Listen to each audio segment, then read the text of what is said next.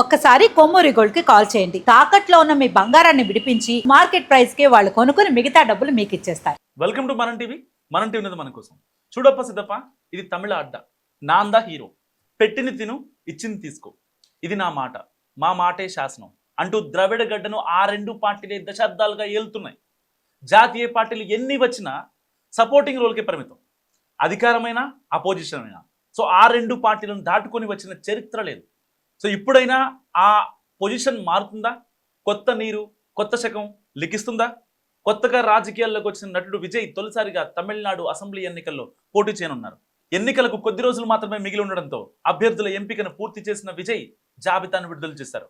TVK అభ్యర్థుల జాబితా విడుదల చేసిన విజయ్ తమిళనాడును మాదక ద్రవ్య రహిత రాష్ట్రంగా విద్యార్థులకు నెలవారీ సహాయాన్ని అందిస్తానని టీవీకే అధినేత విజయ్ హామీ ఇచ్చారు. అయితే విజయ్ ఇచ్చిన హామీలు, విజయ్ మాట్లాడిన మాటలు చూస్తుంటే ఏపీలో వైసీపీ అధినేత వైఎస్ జగన్మోహన్ రెడ్డి అండ్ జనసేన అధినేత పవన్ కళ్యాణ్ని ఫాలో అవుతున్నారా అన్న చర్చ మొదలైంది.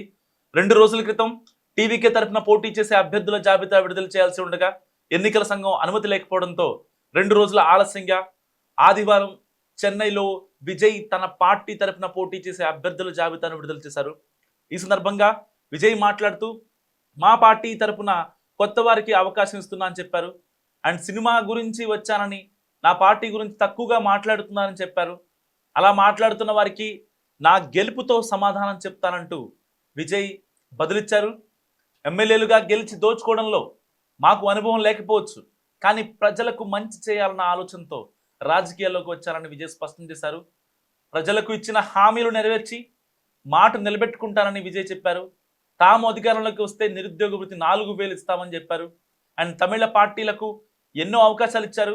ఈసారి తమకు ఓటు వేసి తమిళనాడుకు మంచి చేయాలన్న తమ ఆశయాన్ని గెలిపించాలన్నారు విజయ్ ఏపీలో 2019 ఎన్నికల ముందు వైసీపీ అధినేత జగన్మోహన్ రెడ్డి ఒక్క ఛాన్స్ ఇవ్వాలన్న స్లోగన్తో చాలా గట్టిగా ప్రజల్లోకి వెళ్లారు. ఆ ఎన్నికల్లో అనేక అంశాలు కలిసి రావడం, ప్రజలు కూడా జగన్మోహన్ రెడ్డికి అవకాశం ఇవ్వడంతో ఆ స్లోగన్ బాగా పనిచేస్తుందన్న చర్చ జరిగింది. ప్రస్తుతం తొలిసారిగా ఎన్నికల్లో తలపడుతున్న విజయ్ చాలా స్ట్రాటజికల్గా వెళ్తున్నారు. ఇప్పుడు కూడా ఒక్క ఛాన్స్ ఇచ్చి చూడాలని కోరుతున్నారు. తమిళనాడులో ఇప్పటికీ అనేక సార్లు తమిళ పార్టీలకు అవకాశం ఇచ్చారు. ఈసారి నన్ను గెలిపించండి, మీకు మంచి చేసి చూపిస్తాను అని విజయ్ కోరుతున్నారు. సో పరిశ్రమల్లో స్థానికులకు ఉద్యోగాల అభ్యర్థుల జాబితా ప్రకటన సమయంలో విజయ్ కొన్ని హామీలను కూడా ప్రకటించారు. అందులో కొన్ని జగన్మోహన్ రెడ్డి చెప్పిన హామీలను తలపించేలా ఉన్నాయన్న చర్చ మొదలైంది. ఆయా జిల్లాల్లో ఏర్పాటయ్యే పరిశ్రమల్లో స్థానికులకే ఉద్యోగాలు, యువతకు PhD వరకు చదువుకునేందుకు 20 లక్షల ఆర్థిక సాయం అందిస్తామని విజయ్ కీలక ప్రకటన చేశారు.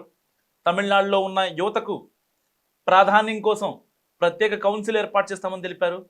75% ఉద్యోగాలు తమిళులకే ఇస్తామని చెప్పారు. వైసీపీ హయాంలో అప్పటి సీఎం జగన్మోహన్ రెడ్డి స్థానికులకు ఉద్యోగాల్లో 75% రిజర్వేషన్ అని నిర్ణయం తీసుకున్నారని ప్రశంసించారు. అండ్ తమిళనాడులో వాలంటీర్ వ్యవస్థ, ఇక ఆంధ్రప్రదేశ్లో వైసీపీ అధికారంలోకి రాగానే గ్రామ వాలంటీర్ల వ్యవస్థను తీసుకుని వచ్చారు. సో గ్రామాల్లో ప్రభుత్వం తరపున అన్నీ చేసేలా, అయితే డైరెక్ట్గా ప్రభుత్వం వచ్చి వాలంటీర్ల వ్యవస్థ ఎలాగైతే ప్రజలకు అందుబాటులో ఉంటుందో సో ఆ వాలంటీర్ల ద్వారానే ఆ కార్యక్రమాలు అన్నీ కూడా అందించారు. ప్రస్తుతం విజయ్ కూడా వాలంటీర్ తరహా వ్యవస్థను తీసుకువస్తామని, నియమించిన ఆ సిబ్బంది సీఎం తరపున ప్రజాసేవకులుగా పనిచేస్తారని చెప్పుకొచ్చారు. సో విజయ్ ఎన్నికల్లో 2 చోట్ల నుంచి పోటీ చేయనున్నారు. చెన్నైలోని పెరుంబూర్ అండ్ తిరుచి ఈస్ట్ నుంచి ఆయన పోటీ చేయబోతున్నారు. అండ్ ఏదైతే 234 మంది అభ్యర్థులను టీవీకే పార్టీ ప్రకటించింది. సో ఒక టీవీకే చీఫ్ విజయ్ ఒక కీలక నిర్ణయం తీసుకున్నారని చెప్పుకోవచ్చు. తమిళనాడు ఎన్నికల నేపథ్యంలో 234 మంది అభ్యర్థులను ప్రజలకు పరిచయం చేశారు విజయ్. ఈ క్రమంలోనే తన పర్సనల్ కార్ డ్రైవర్ అయిన రాజేంద్రన్ తనయుడు శబరినాథన్కు ఎమ్మెల్యే టికెట్ కేటాయించి అందరినీ ఆశ్చర్యానికి గురిచేశారు రాజేంద్రన్. సో విజయ్ వద్ద 30 ఏళ్లుగా రాజేంద్రన్ పనిచేస్తున్నారు. దీంతో కార్ డ్రైవర్పై కృతజ్ఞతతో ఆయన కుమారుడికి టికెట్ ఇచ్చారు విజయ్ నిర్ణయంతో రాజేంద్రన్, శబరినాథన్ కన్నీళ్లతో విజయ్ను ఆలింగనం చేసుకోవడంతో అందరూ ఒక్కసారిగా ఎమోషనల్ అయ్యారు. తమిళనాట రాజకీయాలు చాలా భిన్నంగా ఉంటాయి. అక్కడి ప్రజలు చాలా ఎమోషనల్గా ఉంటారు. సో అలాంటి ఎమోషనల్ పీపుల్ని ఇంకా ఎమోషనల్ చేయగలిగేది ఒక రకంగా ఇక్కడ టీవీకే చీఫ్ విజయేనా అని అందరూ ఇప్పుడు మాట్లాడుకుంటున్న పరిస్థితి. ఇలాంటి వ్యక్తి కదా మనకు కావాల్సింది. సో ఇప్పటిదాకా బీజేపీ ఇటు డిఎంకే పార్టీలు చాలా ఇబ్బంది పెట్టాయి. ఆ రోజు తొక్కిసలాటలో కూడా కరూరు తొక్కిసలాటలో 41 మంది ప్రాణాలు కోల్పోతే దానికి సంబంధించినటువంటి క్షతగాత్రులు ఇంకా చికిత్స పొందుతున్నారు. సో ఇప్పటికే సిబిఐ విచారణ కూడా విజయ్ హాజరయ్యారు. సో రంగంలోకి త్రిష దిగింది. సో ఎట్టి పరిస్థితుల్లో ఆయన పర్సనల్ లైఫ్ని అడ్డగించి ఇటు పార్టీకే ఫోకస్ ఇస్తూ తన పర్సనల్ లైఫ్ని పబ్లిక్ డొమైన్లలో ఇకపై పెట్టకూడదు అనేలా సిద్ధమైనట్టు కూడా మనకి సమాచారం అందుతున్న నేపథ్యం. సో ఇలాంటి పరిస్థితిలో టీవీకే చీఫ్ విజయ్ దళపతి మరో కీలక నిర్ణయం తీసుకున్నారు. సో ఇక్కడ జగన్మోహన్ రెడ్డిని అండ్ పవన్ కళ్యాణ్ని ఇద్దరిని ఫాలో అవుతున్నారు తన రాజకీయ చతురతతో. 2 అసెంబ్లీ స్థానాల నుంచి పోటీ చేస్తున్నారు. అండ్ తన కార్ డ్రైవర్కి ఏదైతే సీట్ ఇచ్చి తన కార్ డ్రైవర్ కొడుక్కి శబరినాథన్కి ఎమ్మెల్యే టికెట్ ఇచ్చి సో అందరిలో అంటే ఒక వైవిధ్యంగా వెళుతున్నారు. రాజకీయాలు ఇలాగే చేయాలి అనే కాకుండా రాజకీయాలు ఇలా కూడా చేయొచ్చు, ప్రజల మనసుల్ని చురగొనొచ్చు అనే విషయంలో టీవీకే పార్టీ చీఫ్ విజయ్ తనదైన మార్క్ పాలిటిక్స్ చేస్తున్నారు. సో ఇప్పటిదాకా బీజేపీతో ఇటు అన్నాడీఎంకేతో కలిసి కూటమిగా వెళ్తారు. ఇటు అన్నాడీఎంకేకి 40 సీట్లు అండ్ బీజేపీకి 150 సీట్లు, సో ఇటు టీవీకేకి 80 సీట్లు అని చెప్పి సో ఎట్టి పరిస్థితుల్లో పవన్ కళ్యాణ్ కూడా రంగంలో దిగారని వార్తలు వచ్చాయి. సరే, దాన్ని డిప్యూటీ సీఎం పవన్ కళ్యాణ్ ఖండించారు.